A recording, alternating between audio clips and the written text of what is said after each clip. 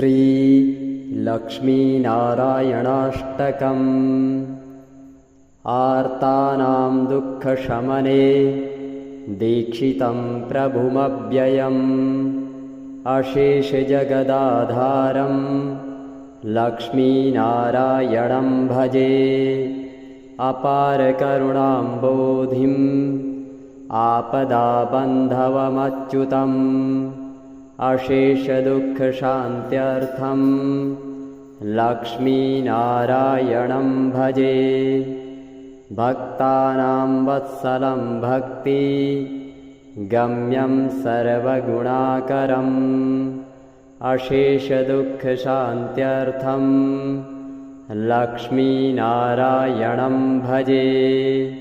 सुहृदं सर्वभूतानां सर्वलक्षणसंयुतम्। अशेषदुःखशान्त्यर्थं लक्ष्मीनारायणं भजे। चिदचित् सर्वजन्तूनाम् आधारं वरदं परम्। अशेषदुःखशान्त्यर्थं लक्ष्मीनारायणं भजे। शङ्खचक्रधरं देवं लोकनाथं दयानिधिम्। अशेषदुःखशान्त्यर्थं लक्ष्मीनारायणं भजे। पीताम्बरधरं विष्णुं सर्वशक्तिसमन्वितम्। अशेषदुःखशान्त्यर्थं लक्ष्मीनारायणं भजे। हस्तेन दक्षिणेन यजम् अभयप्रदमक्षरम्। अशेषदुःखशान्त्यर्थं लक्ष्मीनारायणं भजे। यः पठेत् प्रातरुत्थाय लक्ष्मीनारायणाष्टकम् विमुक्तः सर्वपापेभ्यः विष्णुलोकं स गच्छति। आर्तानां दुःखशमने दीक्षितं प्रभुमव्ययम्। अशेषजगदाधारं लक्ष्मीनारायणं भजे।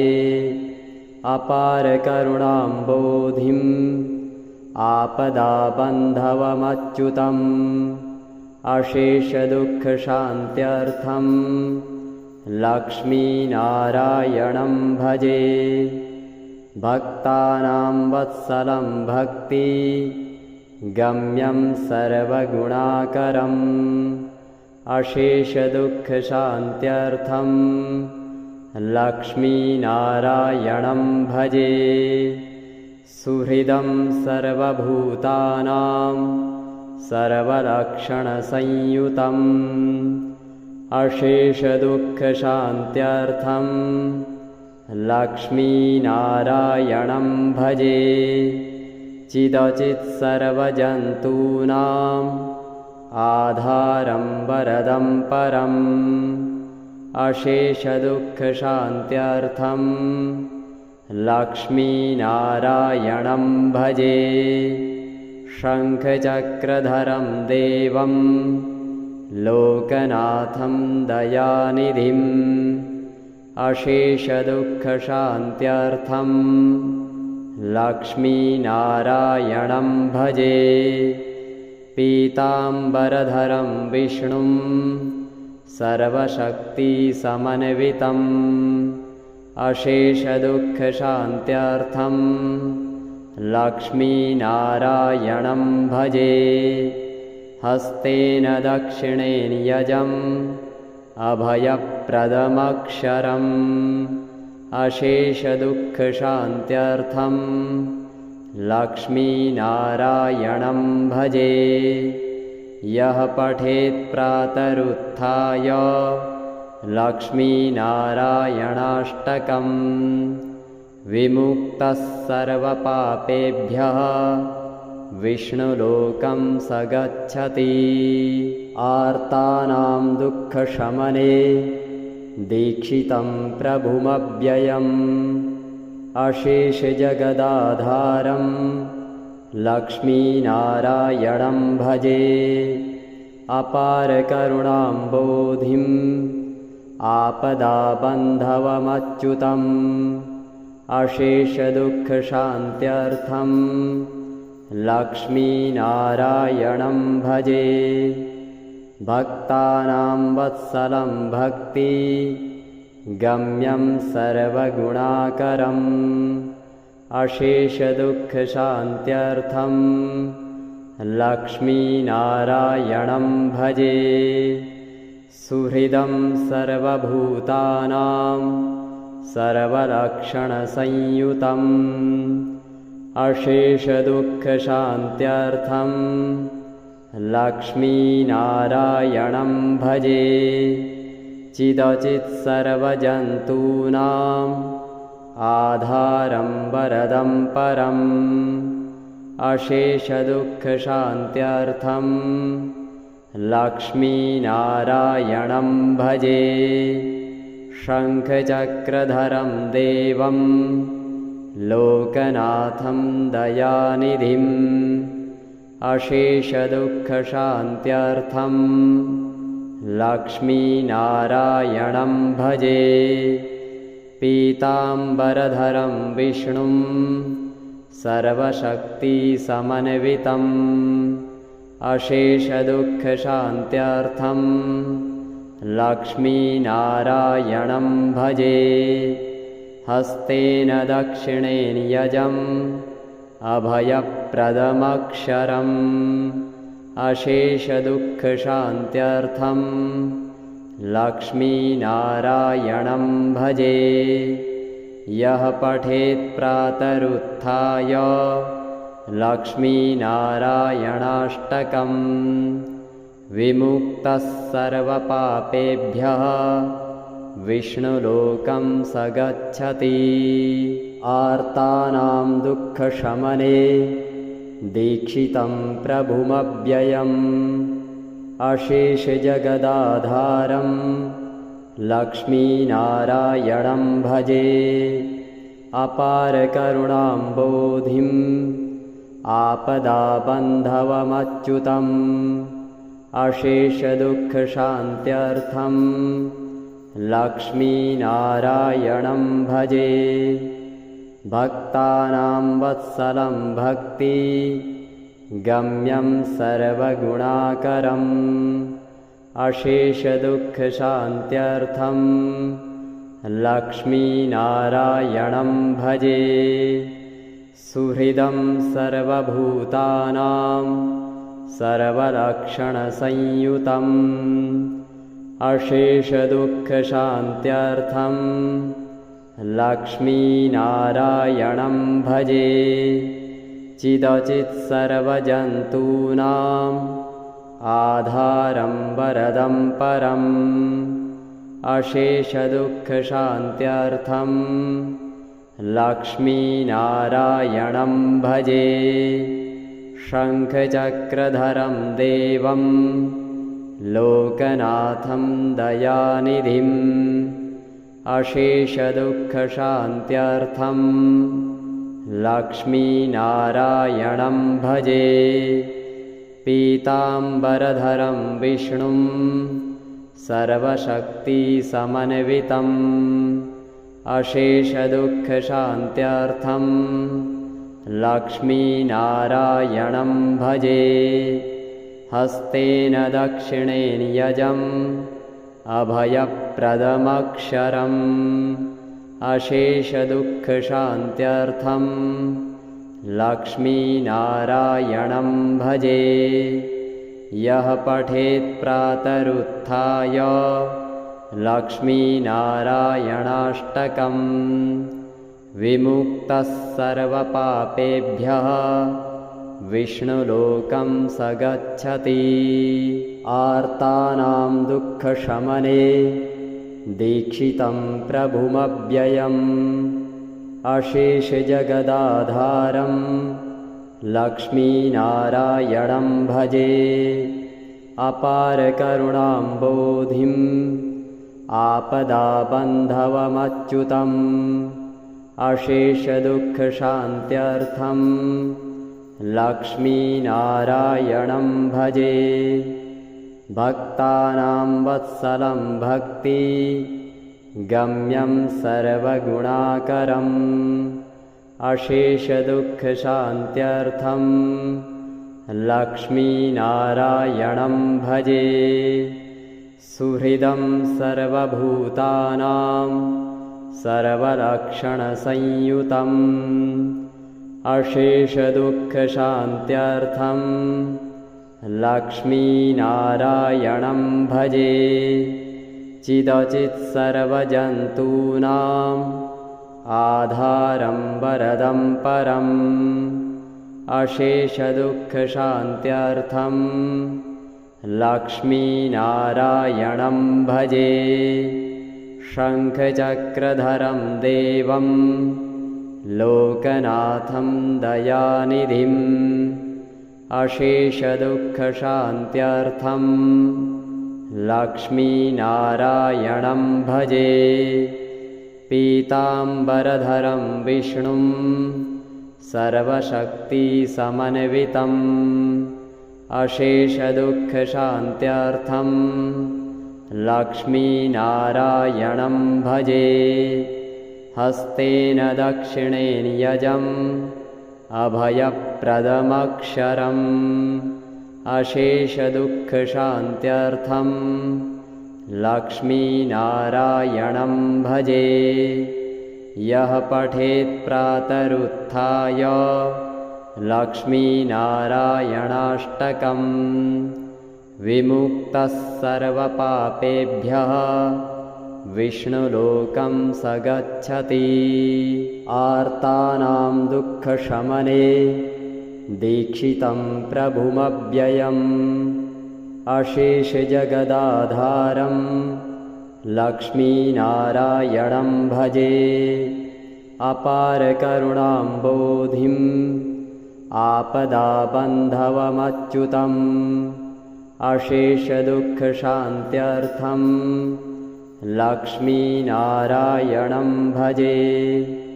भक्तानां वत्सलं भक्ति गम्यं सर्वगुणाकरम् अशेषदुःखशान्त्यर्थं लक्ष्मीनारायणं भजे।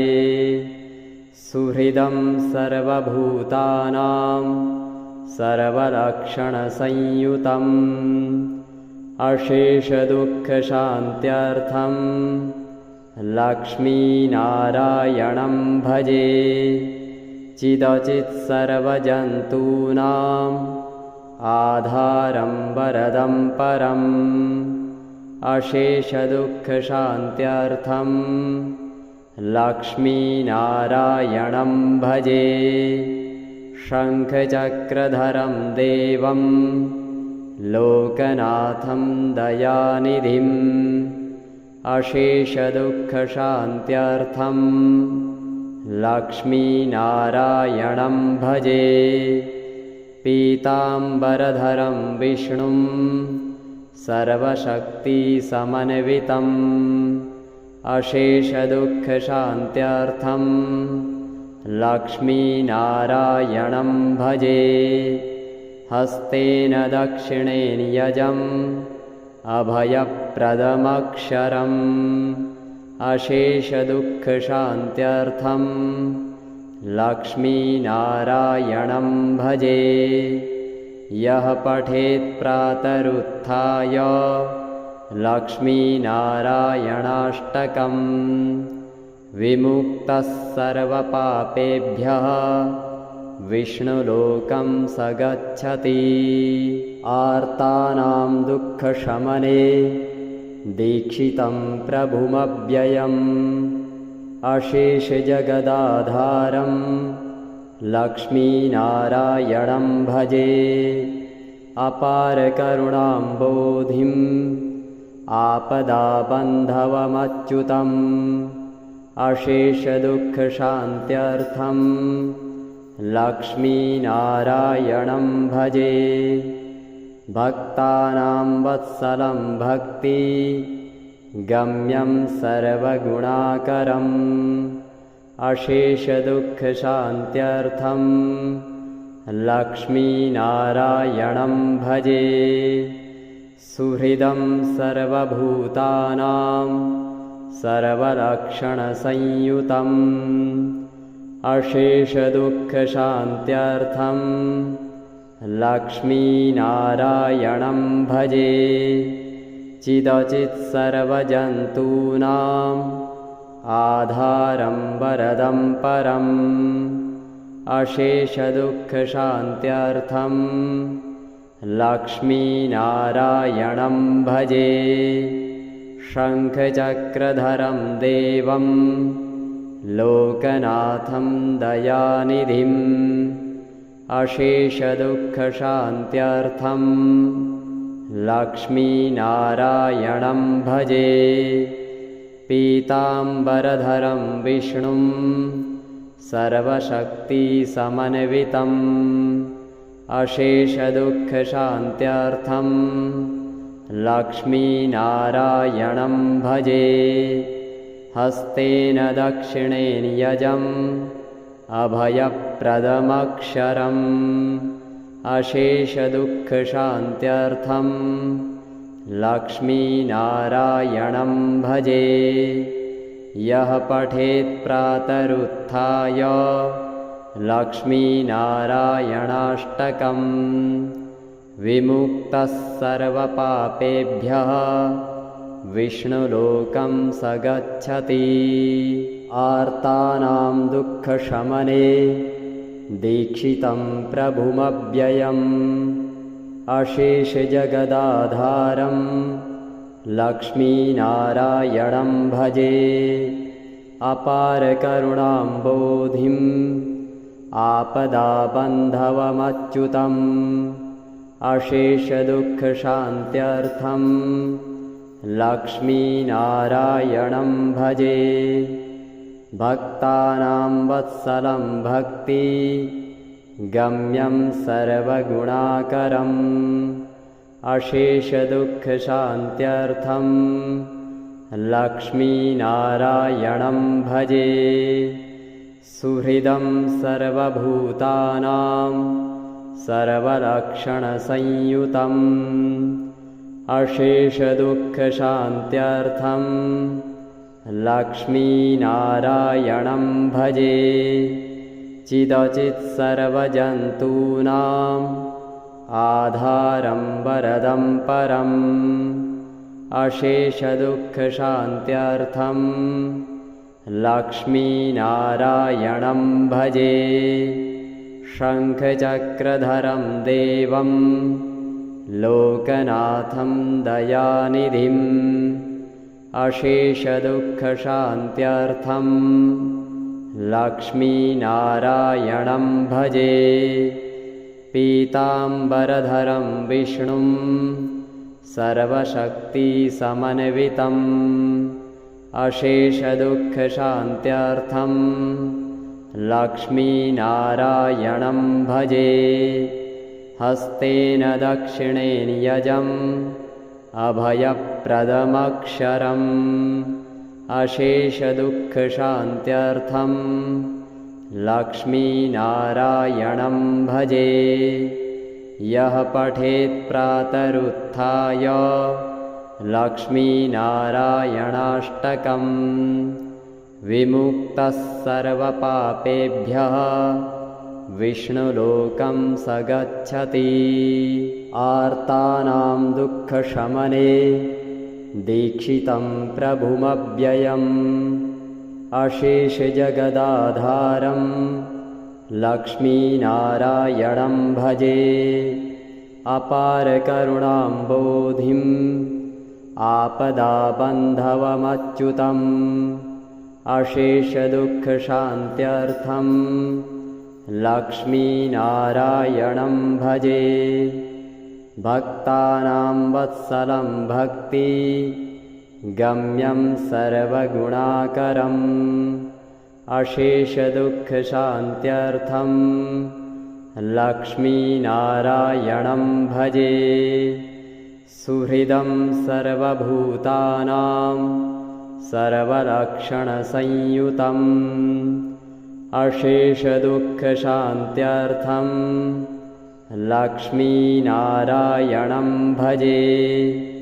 चिदचित्सर्वजन्तूनाम् आधारं वरदं परम् अशेषदुःखशान्त्यर्थं लक्ष्मीनारायणं भजे। शङ्खचक्रधरं देवं लोकनाथं दयानिधिम् अशेषदुःखशान्त्यर्थं लक्ष्मीनारायणं भजे। पीताम्बरधरं विष्णुं सर्वशक्तिसमन्वितम् अशेषदुःखशान्त्यर्थं लक्ष्मीनारायणं भजे। हस्तेन दक्षिणेन यजम् अभयप्रदमक्षरम् अशेषदुःखशान्त्यर्थं लक्ष्मीनारायणं भजे। यः पठेत् प्रातरुत्थाय लक्ष्मीनारायणाष्टकं विमुक्तः सर्वपापेभ्यः विष्णुलोकं स गच्छति। आर्तानां दुःखशमने दीक्षितं प्रभुमव्ययम् अशेषजगदाधारं लक्ष्मीनारायणं भजे। अपारकरुणाम्बोधिम् आपदाबन्धवमच्युतम् अशेषदुःखशान्त्यर्थं लक्ष्मीनारायणं भजे। भक्तानां वत्सलं भक्ति गम्यं सर्वगुणाकरम् अशेषदुःखशान्त्यर्थं लक्ष्मीनारायणं भजे। सुहृदं सर्वभूतानां सर्वलक्षणसंयुतम् अशेषदुःखशान्त्यर्थं लक्ष्मीनारायणं भजे। चिदचित्सर्वजन्तूनाम् आधारं वरदं परम् अशेषदुःखशान्त्यर्थं लक्ष्मीनारायणं भजे। शङ्खचक्रधरं देवं लोकनाथं दयानिधिम् अशेषदुःखशान्त्यर्थं लक्ष्मीनारायणं भजे। पीताम्बरधरं विष्णुं सर्वशक्तिसमन्वितम् अशेषदुःखशान्त्यर्थं लक्ष्मीनारायणं भजे। हस्तेन दक्षिणेन यजम् अभयप्रदमक्षरम् अशेषदुःखशान्त्यर्थं लक्ष्मीनारायणं भजे। यः पठेत् प्रातरुत्थाय लक्ष्मीनारायणाष्टकं विमुक्तः सर्वपापेभ्यः विष्णुलोकं स गच्छति। आर्तानां दुःखशमने दीक्षितं प्रभुमव्ययम् अशेषजगदाधारं लक्ष्मीनारायणं भजे। अपारकरुणाम्बोधिम् आपदाबन्धवमच्युतम् अशेषदुःखशान्त्यर्थं लक्ष्मीनारायणं भजे। भक्तानां वत्सलं भक्ति गम्यं सर्वगुणाकरम् अशेषदुःखशान्त्यर्थं लक्ष्मीनारायणं भजे। सुहृदं सर्वभूतानां सर्वलक्षणसंयुतम् अशेषदुःखशान्त्यर्थं लक्ष्मीनारायणं भजे चिदचित्सर्वजन्तूनाम् आधारं वरदं परम् अशेषदुःखशान्त्यर्थं लक्ष्मीनारायणं भजे शङ्खचक्रधरं देवं लोकनाथं दयानिधिम् अशेषदुःखशान्त्यर्थं लक्ष्मीनारायणं भजे पीताम्बरधरं विष्णुं सर्वशक्तिसमन्वितम् अशेषदुःखशान्त्यर्थं लक्ष्मीनारायणं भजे हस्तेन दक्षिणेन यजम् अभयप्रदमक्षरम् अशेषदुःखशान्त्यर्थं लक्ष्मीनारायणं भजे यः पठेत् प्रातरुत्थाय लक्ष्मीनारायणाष्टकम् विमुक्तः सर्वपापेभ्यः विष्णुलोकं स गच्छति आर्तानां दुःखशमने दीक्षितं प्रभुमव्ययम् अशेषजगदाधारं लक्ष्मीनारायणं भजे अपारकरुणाम्बोधिम् आपदाबन्धवमच्युतम् अशेषदुःखशान्त्यर्थं लक्ष्मीनारायणं भजे भक्तानां वत्सलं भक्ति गम्यं सर्वगुणाकरम् अशेषदुःखशान्त्यर्थं लक्ष्मीनारायणं भजे सुहृदं सर्वभूतानां सर्वलक्षणसंयुतम् अशेषदुःखशान्त्यर्थं लक्ष्मीनारायणं भजे चिदचित्सर्वजन्तूनाम् आधारं वरदं परम् अशेषदुःखशान्त्यर्थं लक्ष्मीनारायणं भजे शङ्खचक्रधरं देवं लोकनाथं दयानिधिम् अशेषदुःखशान्त्यर्थं लक्ष्मीनारायणं भजे पीताम्बरधरं विष्णुं सर्वशक्तिसमन्वितम् अशेषदुःखशान्त्यर्थं लक्ष्मीनारायणं भजे हस्तेन दक्षिणेन यजम् अभयप्रदमक्षरम् अशेषदुःखशान्त्यर्थं लक्ष्मीनारायणं भजे यः पठेत् प्रातरुत्थाय लक्ष्मीनारायणाष्टकम् विमुक्तः सर्वपापेभ्यः विष्णुलोकं स गच्छति आर्तानां दुःखशमने दीक्षितं प्रभुमव्ययम् अशेषजगदाधारं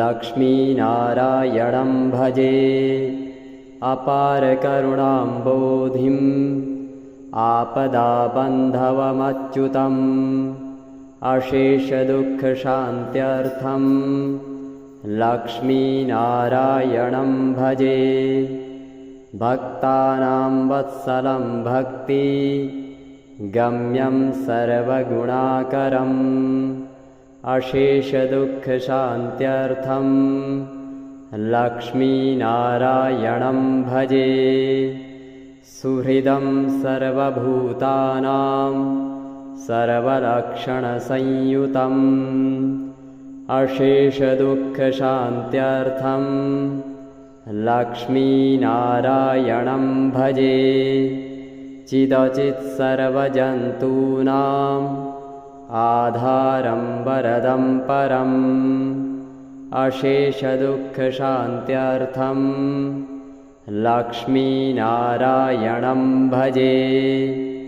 शङ्खचक्रधरं देवं लोकनाथं दयानिधिम् अशेषदुःखशान्त्यर्थं लक्ष्मीनारायणं भजे। पीताम्बरधरं विष्णुं सर्वशक्तिसमन्वितम् अशेषदुःखशान्त्यर्थं लक्ष्मीनारायणं भजे। हस्तेन दक्षिणेन यजम् अभयप्रदमक्षरम् अशेषदुःखशान्त्यर्थं लक्ष्मीनारायणं भजे। यः पठेत् प्रातरुत्थाय लक्ष्मीनारायणाष्टकं विमुक्तः सर्वपापेभ्यः विष्णुलोकं स गच्छति।